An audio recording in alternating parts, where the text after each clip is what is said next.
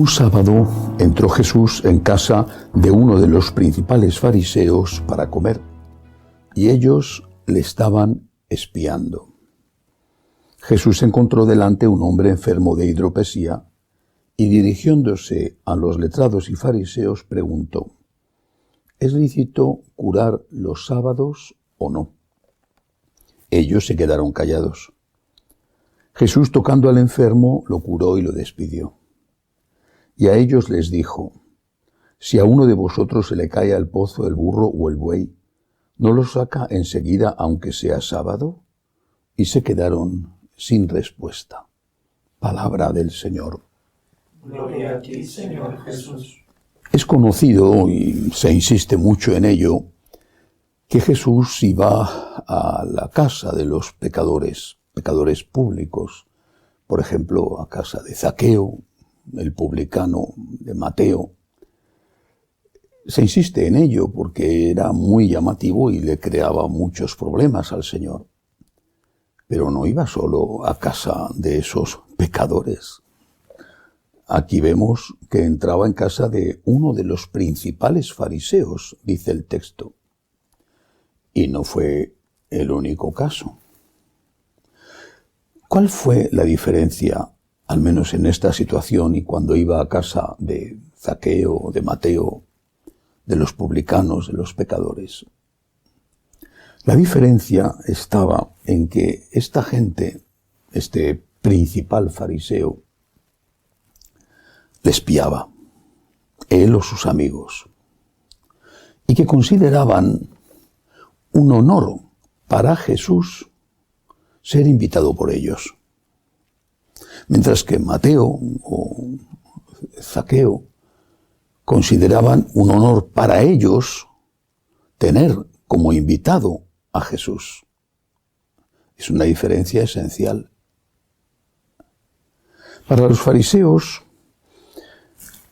Jesús era alguien inferior, al que miraban con curiosidad, en el mejor de los casos, y que querían tratar casi como una atracción de feria.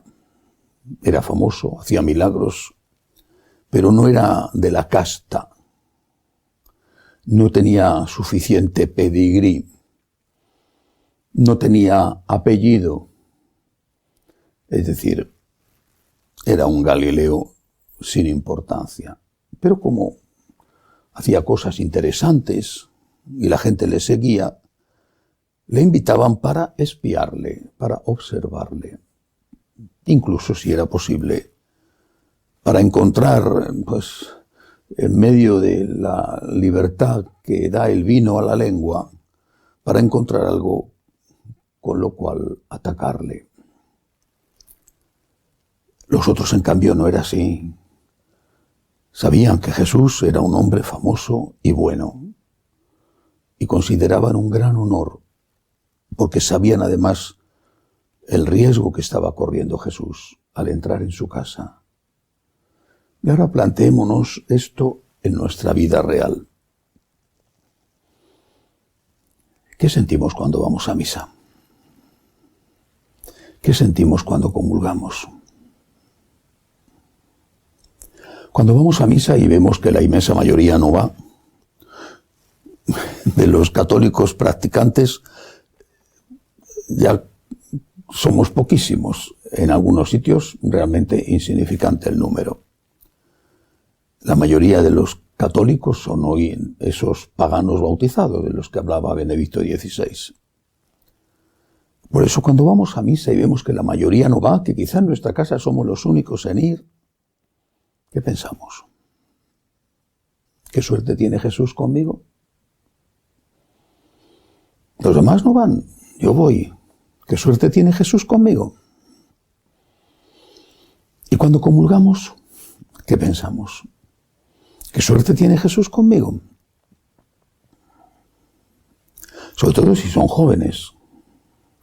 ¿Qué suerte tiene Jesús conmigo? Fíjate el resto de los jóvenes cómo están de perdidos. ¿Y los seminaristas? ¿Qué suerte tiene Jesús conmigo? Fíjate en los demás, nadie quiere ser sacerdote. Yo estoy en el seminario, qué suerte tiene Jesús conmigo. Y los que intentan vivir fielmente su matrimonio, qué suerte tiene Jesús conmigo, Jesús y mi mujer o Jesús y mi marido. Yo no la engaño, yo no le engaño, mientras que otros, qué suerte tienen conmigo. Y así puedo seguir poniendo ejemplos.